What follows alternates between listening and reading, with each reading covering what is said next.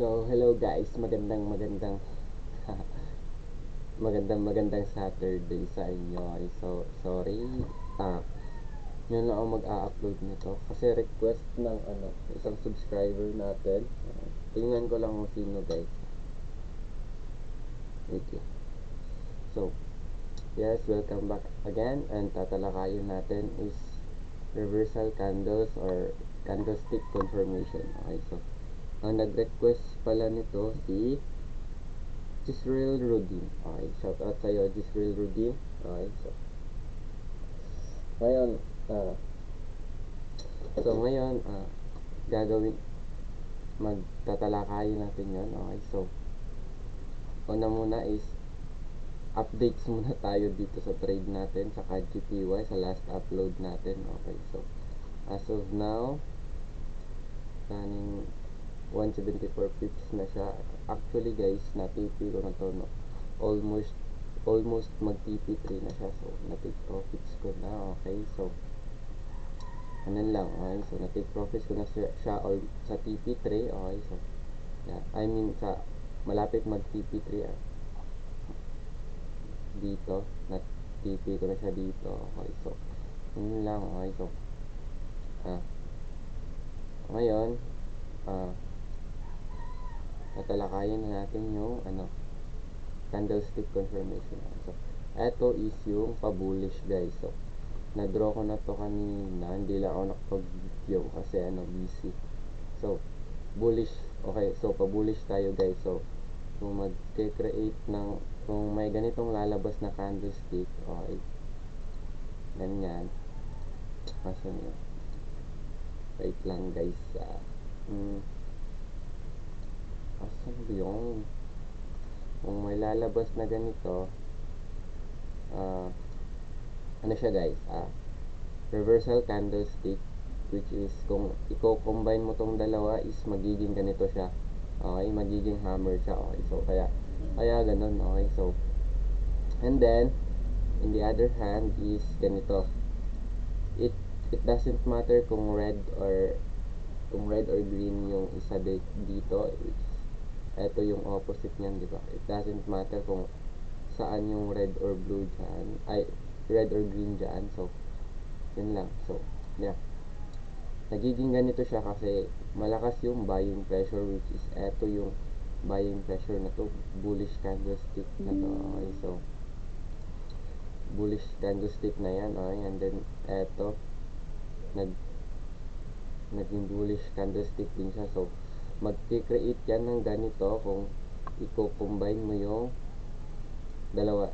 Kung i-combine mo to, okay, which is eto, kung i-combine mo yan, mag-create yan ng hammer, and then same goes dito. Okay, so yeah, ganun lang. Okay, so but before that is kailangan, kung eto yung nakita nyo, hammer na talaga siya, is antayin nyo may next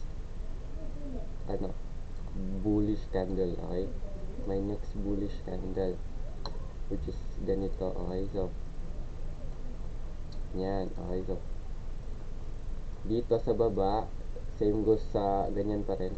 May aantayin tayong bullish candle, which is eto. Pag nagdag confirmation na lang din.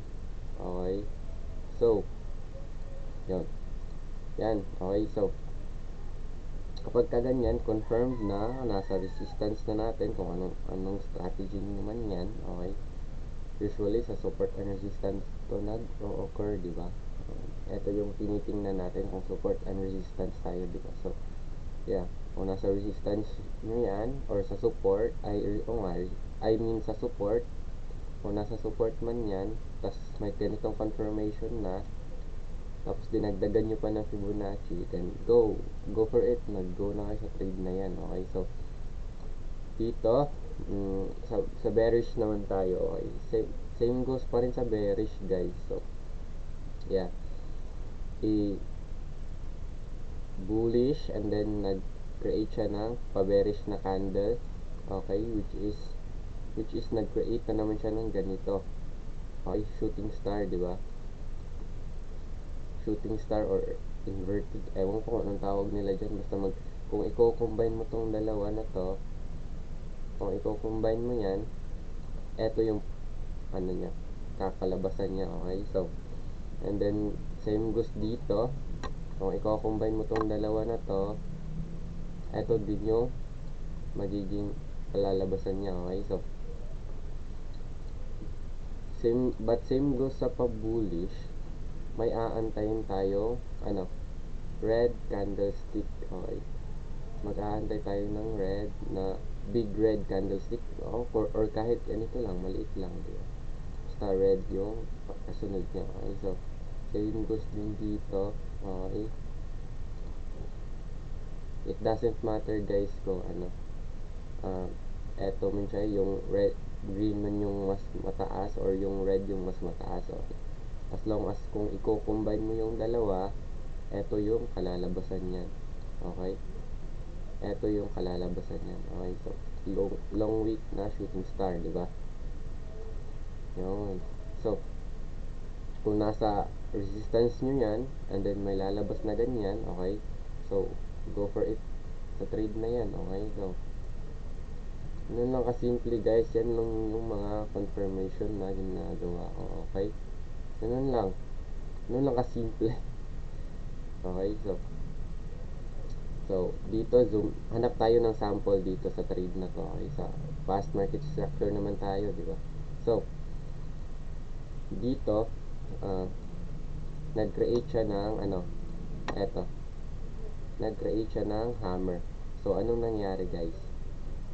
Nag-go up yung si market, di ba? Di ba? Tumaas si market, di ba? And then, what? Nag-create siya dito ng yung eto. Saan ba yun? Pa-bearish na yun, ha? Eto, nag-create siya ng ganito, okay? Nag-create siya ng ganito, okay?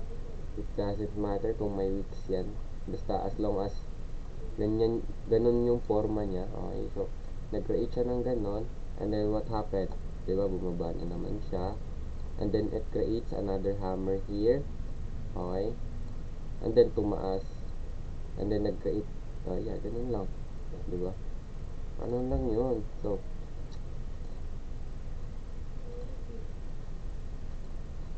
diba, ganun lang yun. So, here, ano na naman, dito sa trade natin na to, okay? Actually, hindi na ako tumingin sa yung tawag dito, lower time frame ng confirmation. Hindi na ako nagtitingin ng confirmation dito, okay? So, ganito siya, di ba, ano nangyari? It doesn't matter na may wick siya, ha? It doesn't matter kung may wick or hindi, basta may basta bigger yung red candle, di ba? As long as big yung red candle, wait lang, zoom in natin. Okay, so, as long as, eto, diba? Eto, diba? As long as mas big yung red candle, diba? Kahit wicks lang yan, as long as mas bigger yan, okay? Then, go. Kahit, diba? Kahit hindi sa wick, diba? Kahit walang wick, bigger pa rin yung red candle, diba? So, ganun lang. Okay? So, ganun lang kasimple guys. So, tingnan nyo naman, nasa resistance ko siya, di ba? Nasa resistance, and then, what happened? Nag-form siya ng engulfing candlesticks, di ba? Which is, eto, di ba? Wait lang, tingnan natin. Show ko talaga sa inyo pa. Which is, nag-create na naman siya ng ganito, di ba? Ng ganito. Wait lang, which is, nag-create na naman siya ng ganyan, di ba? So, ako is hindi na talaga ako nag-aantay ng na kung may makikita akong ganyan, hindi na ako nag-aantay ng isang red big bearish candle kasi sayang naman yung masisweep natin, di ba? So, basically, maghahanap kayo niyan sa lower time frame, okay? Sa 15 minutes or sa 5 minutes, depende na sa inyo. But much better if sa 15 minutes siya kasi stronger yung candlestick dyan, okay?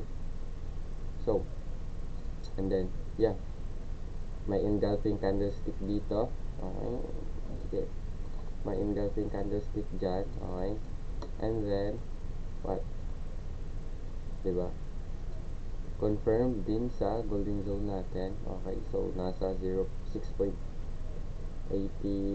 siya na level. Okay. So, again, yun lang. Yun lang yung confirmation ko. And then, I have a trade. I captured here a yeah, 170 pips, 174 pips. Ano lang kasimple. Ano lang yung kasimple yung candlestick confirmation natin. So basically guys, hindi na ako nagko-confirm ng candlestick. Okay, automatic trade na lang ako. Psychology lang talaga. Yun lang, 'di ba? So, guys, kung actually guys, may mas marami pang reversal candle. Ito lang yung pinakita ko kasi ito yung mas madali na makita sa market. Ito yung usually na nakikita sa market, kaya ito lang din yung pinakita ko, di ba? So ang tawag dito is mga engulfing candlestick, di ba? Ganun lang yun. So ano pa ba? Ano pa bang kulang?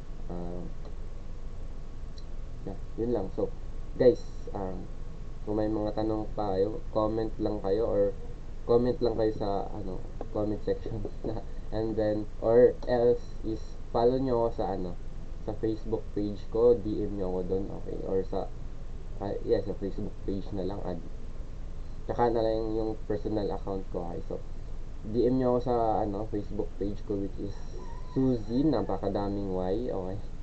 Napakadaming Y, and then si Bilo Gadakat yung si Bilo Gadakat yung profile niya. So para hindi na rin kayo mahirapan, ilalagay ko na lang yung link sa comment section, and then I hope na nakatulong to sa inyo. Okay guys, so yun lang, babush.